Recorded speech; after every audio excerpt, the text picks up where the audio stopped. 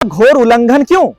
मैं इनको देशद्रोही कहता हूं। ली गई और आपको ठग दिया गया। आपको ठग दिया गया कि आदिवासी जमीन को जब गैर आदिवासी को नहीं दिया जा सकता था, तो आज जनरल लोग यहाँ का जमीन का मालिक बना कैसे? ध्यान से देश चलेगा या किसी के बाप के राज से चलेगा? तो किसी के बाप के राज से अगर चल रहा है तो ये देश क्यों लोकतंत्र मना रहे हैं?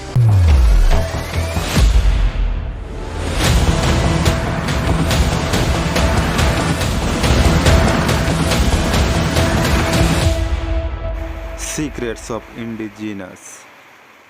सर, आप कहते हैं आदिवासियों को गुलाम बना के रखा गया है, ऐसा क्यों? देखिए, आपको ये बात समझना होगा कि गुलाम होता कौन है। अब जैसे मैं आपको उदाहरण देता हूँ, गुलाम वो होता है जैसे कि जेल में कैदी है। उस कैदी का सारा जो विशेष अधिकार होता है वो खत्म कर दिया जाता है। बस उसको खाने पीने सोने की ही इजाजत होती है, और वो भी उनके शर्तों पर। वो जैसा चाहेंगे, जैसा जेल प्रशासन चाहेगा या जैसा उसके अधिकारी चाहेंगे, उस तरीके से उनको उस जेल के अंदर रहना होता है। कैद होकर के, बंद होकर के अपनी मर्जी से कुछ नहीं कर सकते। एग्जैक्टली इसी तरीके से आज आदिवासियों को उनके संवैधानिक अधिकारों से वंचित करके रखा गया है पिछले 75 सालों से। और ये जो अधिकार, ये सारे विशेष अधिकार उनको दिए गए थे जिससे कि वो अच्छे तरीके से उनका वो लोग फलते फूलते और उनका डेवलपमेंट होता। लेकिन क्योंकि आदिवासी लोग पढ़े लिखे लोग नहीं थे, तो उस जमाने में उन्होंने इनको बेवकूफ बनाने का काम किया, इनको ठगने का काम किया। मेरा सवाल सीधे सीधे अभी तक जितनी भी सरकारें बनी हैं उन सभी लोगों से मेरा यही सवाल है कि आर्टिकल 244 और 5th शेड्यूल, इसमें जितने सारे विशेष अधिकार दिए गए थे, जो गवर्नेंस की बात की गई थी, जो सेल्फ एडमिनिस्ट्रेशन एंड कंट्रोल की बात की गई थी, उनको क्यों लागू नहीं किया गया? इस एरिया में जैसे सुंदरगढ़ डिस्ट्रिक्ट है, सुंदरगढ़ एक फुल्ली शेड्यूल्ड एरिया है, 5th शेड्यूल एरिया है। तो इस डिस्ट्रिक्ट में पंचायत व्यवस्था को मना किया गया था। आर्टिकल 243M में मना किया गया है, पहला लाइन में लिखा है। उसी तरीके से आर्टिकल 243ZC म्युनिसिपैलिटी व्यवस्था को मना किया गया है। उस आर्टिकल को अगर आप डिटेल पढ़ेंगे तो आपको पता चलेगा कि अगर इस व्यवस्था को लागू किया गया तो आदिवासियों का शोषण होगा, अन्याय होगा और अत्याचार होगा। और पिछले 75 साल से यहाँ वही हो रहा है। आप देखिए किस तरीके से डेवलपमेंट के नाम पे आते हैं ये लोग, कंपनी के शकल में आते हैं। ये चोर लोग क्या करते हैं, कंपनी के शकल में आते हैं। जैसे ब्रिटिश कंपनी थी, उसी तरीके से यहाँ सेल कंपनी आती है और राउरकेला में जितने भी आदिवासी लोग रह रहे थे उन लोगों को यहाँ से डिस्प्लेस करती है, मंदिरा डिस्प्लेस करती है, राउरकेला डिस्प्लेस करती है, और आदिवासियों के डेवलपमेंट के नाम से उस पूरा शहर बनाते हैं, म्युनिसिपैलिटी बनाते हैं, जबकि संविधान में इस व्यवस्था को मना किया गया था। अगर उनको बनाना ही था तो वहां ट्राइबल कॉर्पोरेशन बनाते, म्युनिसिपल कॉर्पोरेशन क्यों बनाया? बनाना ही था तो स्मार्ट गांव बनाते, स्मार्ट सिटी क्यों बनाने का नाम कर रहे हैं ये लोग, जबकि ये व्यवस्था यहाँ पे मना किया गया था। तो मेरा कहना इतना ही है कि अगर संविधान में दिए हुए सारे विशेष अधिकार अगर उसको यहाँ नहीं दिया गया, एक फूटी कौड़ी नहीं दिया गया, 1% नहीं दिया गया, तो इनको गुलाम नहीं बना के रखा गया क्या? उनके अधिकारों से वंचित करके रखना ही इनको गुलाम बना के रखना है। इनका जीवन को नष्ट करना है, इनकी पीढ़ी को नष्ट करना है। और इसीलिए मैं कहता हूं कि आदिवासियों को यहाँ गुलाम बना के रखा गया है। और मेरी बात को कोई अगर गलत साबित कर सकता है, चैलेंज करता हूं मैं, कोई गलत साबित करके दिखा दे। आदिवासी गुलाम है, पिछले 75 साल से यहाँ गुलामी की जिंदगी जी रहा है। 75 साल से पहले यानी 1947 से पहले कभी आदिवासी गुलाम नहीं था, लेकिन उसके बाद ये लोग गुलाम बने हैं। सामने से कोई भी अटैक करके आदिवासी को कभी गुलाम नहीं बना पाया, लेकिन पीछे से धोखा देके, बेईमानी करके आजाद हो गया, आपको लोकतंत्र मिल गया। इस तरह से झूठ बोल करके, बेईमानी करके उनको गुलाम बना के रखा गया, और हम किसी भी कीमत पर इसको बर्दाश्त नहीं करेंगे। यहाँ सुंदरगढ़ में बहुत सारे MPs MLA हैं, आदिवासी हैं। सर, आप उनके पास क्यों नहीं गए? हैं, जरूर हैं। जहां भी आदिवासी क्षेत्र होता है, शेड्यूल्ड एरिया होता है, वहां पर सारे MLA MP ST होते हैं, यानी आदिवासी होते हैं। और जब इस व्यवस्था की शुरुआत हुई थी तो यहाँ पर भी सुंदरगढ़ में 7 विधानसभा हैं, 7 MLA हैं और 1 MP है। सारे के सारे ST थे, लेकिन आज के समय में नहीं है। जैसे राउरकेला को ST से जनरल बना दिया गया। ये कहानी बड़ा दिलचस्प है, आपको ये जानना चाहिए कि ये षड्यंत्र कैसे किया गया। और वही चीज आज पूरे सुंदरगढ़ में करने का ये प्रयास कर रहे हैं। और यहाँ जो लोग पढ़े लिखे नहीं है, उनको कुछ जानकारी नहीं है, तो उसी बात का ये लोग फायदा उठा रहे हैं। देखिए कैसे ये लोग जब पहले आते हैं, फैक्ट्री बैठाते हैं, कंपनी बैठाते हैं और उसके बाद बोलते हैं कि आदिवासी लोग का डेवलपमेंट करेंगे। लेकिन जब फैक्ट्री बन जाता है, बैठ जाता है, जमीनें ले ली जाती हैं और उसके बाद में ये बाहर से लोगों को ला के यहाँ भरना शुरू करते हैं, बाहर से लोगों को ला के यहाँ बसाना शुरू करते हैं। उसके बाद छेंड कॉलोनी बनाते हैं, कोयल नगर कॉलोनी बनाते हैं, बसंती कॉलोनी बनाते हैं और उसके बाद में सिविल टाउनशिप बनाते हैं। आप जाके देखिए ना राउरकेला में सिविल टाउनशिप किसका है, छेंड कॉलोनी में कौन रह रहे हैं, आपका म्युनिसिपल, आपका जो बसंती कॉलोनी है उसमें कौन रह रहे हैं, कोयल नगर कॉलोनी में कौन रह रहे हैं। अब जाके देखिए वहां पर जितना भी पेट्रोल पंप है किसका है, जितने भी वहां पर काउंटर खुले हैं लाइसेंस किसको मिला है, जितने भी ठेकेदार है, कॉन्ट्रैक्टर है, वो किसके है, कौन है वो लोग, आदिवासी हैं।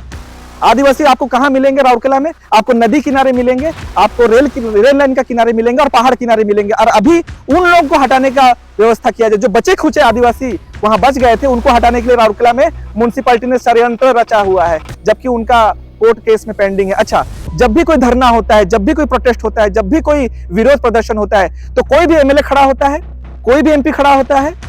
क्या ये उनकी जिम्मेदारी, नैतिक जिम्मेदारी नहीं थी? क्या लोगों का जो संवैधानिक अधिकार को बचाने का, ठीक है, तो उनको क्या पता नहीं है? कोई भी आज तक एमएलए एमपी क्या कोई भी इस तरीके से मुहिम चलाया, इस तरीके से कोई मूवमेंट चलाया जिसमें कि आदिवासियों की संवैधानिक अधिकार की बात करते हुए भी कोई एमएलए नजर आया, कोई एमपी नजर आया? ये सबको मैं कहता हूं डुप्लीकेट लीडर, मैं कहता हूं ये सबको बेईमान लीडर, दलाल लीडर मैं कहता हूं। और ये सभी लोग अपना परिचय दिए हैं। आप बताइए ना, यहां पर कांग्रेस पार्टी अपनी सरकार बना चुकी थी, क्या कांग्रेस पार्टी ने कभी भी आदिवासियों का संवैधानिक अधिकार दिया? 5th शेड्यूल लागू किया, पैसा लागू किया, आर्टिकल 244 लागू किया, उनका मालिकाना हक दिया? नहीं दिया। वो जो गवर्नेंस यहाँ चल रहा है, वो जो व्यवस्था यहाँ चल रही है, उस व्यवस्था में किसी ने भी बदलने की कोशिश की? इस 75 साल में किसी ने नहीं किया। इसलिए मैं कहता हूं ये सब के सब चोर हैं, बेईमान हैं, दलाल हैं। इन्होंने सिर्फ पैसा खाया और अपना जमीर और अपना आत्मा बेचा, सच्चाई को बेचा और कोशिश किया कि आदिवासियों को कभी भी उनके अधिकारों के बारे में पता न चले। इसीलिए मैं कहता हूं कि ये सारे के सारे एमपी एमएलए, चाहे वो कांग्रेस पार्टी की हो, चाहे वो बीजेडी की हो, चाहे वो बीजेपी की हो, ये सभी के सभी पार्टी लीडर्स हैं, आदिवासी लीडर नहीं है। ये सभी के सभी एमएलए एमपी पार्टी के लिए काम करते हैं, आदिवासी के हक अधिकार के लिए काम नहीं करते और इसीलिए कहीं पर भी नजर नहीं आते हैं। और इसीलिए मैं कभी भी एमएलए एमपी से भरोसा नहीं करता और इसलिए मैं खुद निकल पड़ा हूं लोगों को शिक्षित करने के लिए, जागरूक करने के लिए और इस क्रांति को पैदा करने के लिए। सुंदरगढ़ को बचाना है, अभी भी बचा सकते हैं हम लोग, क्योंकि अभी भी ये फुल्ली शेड्यूल्ड एरिया है, अभी भी ये पूरा का पूरा आदिवासी क्षेत्र अभी भी ये 5th शेड्यूल एरिया है और कोशिश की जा रही है किस तरीके से इसको डी शेड्यूल करने के लिए, वो मैं आपको आगे बताऊंगा। राउरकेला डिस्प्लेस और मंदिरा डिस्प्लेस, उसके बारे में आप क्या कहना चाहेंगे सर? बिल्कुल, मैं यही कहना चाहता हूं कि ये इतिहास का सबसे बड़ा फरेब है, धोखा है। डेवलपमेंट के नाम पे ये आपसे जमीनें लेते हैं, डेवलपमेंट के नाम से, आदिवासियों के डेवलपमेंट के नाम से जमीनें लेकर के फैक्ट्री बैठाते हैं, सेक्टर बैठाते हैं और शहर बनाते हैं, जबकि म्युनिसिपैलिटी बैठाते हैं। उसके बाद में म्युनिसिपैलिटी, आप संविधान का घोर उल्लंघन क्यों? मैं इनको देशद्रोही कहता हूं। देशद्रोही क्यों कहता हूं भाई? सबसे बड़ा संविधान है, सबसे ऊंचा संविधान है। देश तो संविधान से चलेगा ना, किसी के बाप के रास्ते तो चलेगा नहीं, किसी के मन मुताबिक तो चलेगा नहीं। मेरा मन में जो आएगा मैं वही करूंगा क्या?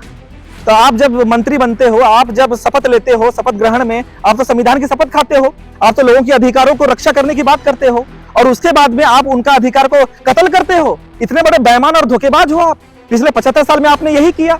आपने जितने भी यहाँ सरकारें बनी, जितने भी यहाँ एमएलए एमपी बने, इन्होंने आदिवासियों का संवैधानिक अधिकार को कुचलने का काम किया, उनकी जिंदगी को तहस नहस करके बर्बाद करने का काम किया। इनको कभी माफ नहीं किया जाएगा। आप समझ लीजिए, ये जो डेवलपमेंट का बात कर रहे हैं, आप खुद ही बताइए ना, पहले लोग जो जिंदा रहते थे, कितने साल जिंदा रहते थे भाई? 100 साल जीते थे, 90 साल जीते थे। लेकिन अभी के लोग कितने साल जीते हैं? ये जो डेवलपमेंट है, ये डेवलपमेंट के झांसे मत पड़िए आप।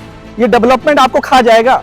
ये जो पॉल्यूटेड एयर, ये जो पॉल्यूटेड वाटर, ये जो पॉल्यूटेड फूड, ये सब आपको जिंदगी आपका निगल जाएगा, आपकी पीढ़ी को निगल जाएगा, आप कभी भी जान नहीं पाएंगे। तो कहने का मेरा मतलब ये है कि यहाँ पर जनरल लोगों का डेवलपमेंट किया जा रहा है शेड्यूल्ड एरिया में, बाहर से लोगों को ला करके यहाँ भरा जा रहा है, लेकिन यहाँ जो आदिवासी लोग, यहाँ का जो मूल निवासी लोग, उन लोगों का जिंदगी तहस नहस करके बर्बाद कर दिया जा रहा है। और इसीलिए मैं कहता हूं कि यहाँ पर जो मंदिरा डिस्प्लेस और राउरकेला डिस्प्लेस जो किया गया है, ये बहुत बड़ा धोखा है, बहुत बड़ा फरेब है। ये लोग आज तक डिस्प्लेस चिल्ला रहे हैं, नौकरी मांग रहे हैं, लेकिन किसी 1-2 जन को नौकरी दे दिया गया और उसके बाद में किसी को नौकरी नहीं दिया जा रहा है। अगर धरना दे रहे हैं, प्रोटेस्ट कर रहे हैं, तो जेल में डाल दिया जा रहा है। अभी जो हुआ था यहाँ पर प्रोटेस्ट, उसमें कई सारे 7-8 लोगों को जेल में डाल दिया गया था, फिर अभी वो लोग जेल में निकल के आए हैं। तो ये है इसकी हकीकत, डिस्प्लेस वालों की हकीकत। ये सबसे बड़ा फरेब है, सबसे बड़ा झूठ है। जमीनें ले ली गई और आपको ठग दिया गया, आपको ठग दिया गया और कभी भी आपके साथ में इंसाफ नहीं होगा। मैं लिख के देता हूँ, इंसाफ होने वाला नहीं है, आप कुछ भी कर लीजिए।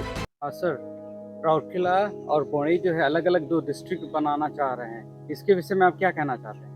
देखिए, मैं आप एक बहुत अच्छा एग्जाम्पल देता हूं आपको।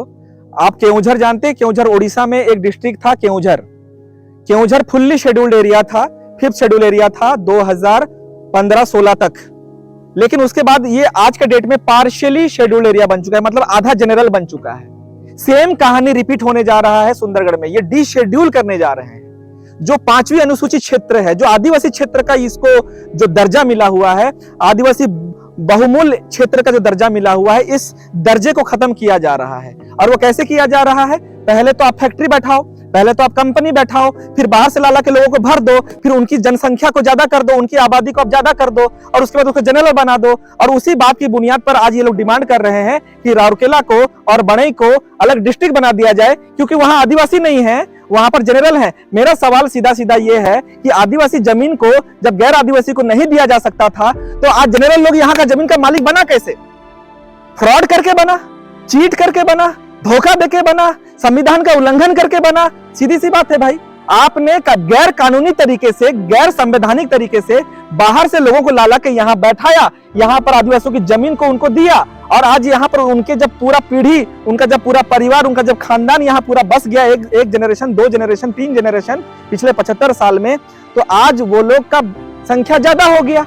और सुंदरगढ़ में धीरे धीरे आदिवासियों की संख्या कम इसलिए हो रही है क्योंकि बाहर से लोग आके यहाँ पर भरते जा रहे हैं। इसको इंडिया गेट की तरह आपने पूरा खोल दिया सबके लिए, जबकि ऐसा नहीं था। पढ़ लीजिए संविधान, अब संविधान पढ़ लीजिए। तो मैं बार बार कह रहा हूँ, संविधान से देश चलेगा या किसी के बाप के राज से चलेगा?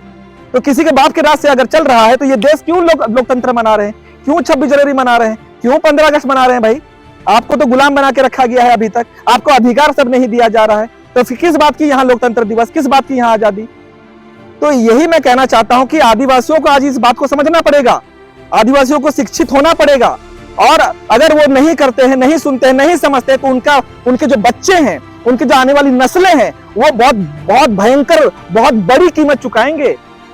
इसलिए मैं कह रहा हूं कि एक इंसान होने के नाते सबसे बड़ा जो जिम्मेदारी है, सबसे बड़ा जो फर्ज है, आने वाली पीढ़ी के, आने वाले जो बच्चों का जिंदगी, उनको बेहतर बनाने का हमारा सबसे बड़ा कर्तव्य है। मैं समझता हूं आज अगर बिरसा मुंडा शहीद नहीं हुए होते, सिद्धू कान्हू शहीद नहीं हुए होते, तिलका माझी शहीद नहीं हुए होते, तो ये सब जो जगह जमीन पे हम लोग ऐश कर रहे हैं, अय्याशी कर रहे हैं, ये सब मिला होता क्या हम लोगों को? ये सब जगह जमीन जो हमारे लिए लोग बचा दिए थे, लड़ के अपनी जान दे के बचाए थे, तभी तो हम लोग यहाँ पर अपना जो भी हम लोग जिंदगी जी पा रहे हैं, हमारा जमीन बोल पा रहे हैं। तो मैं यही कहना चाहता हूँ कि ये षड्यंत्र है, ये शेड्यूल्ड एरिया को, आदिवासियों को यहाँ से खदेड़ने का और बाहर से लोगों को लाला के यहाँ भरने का।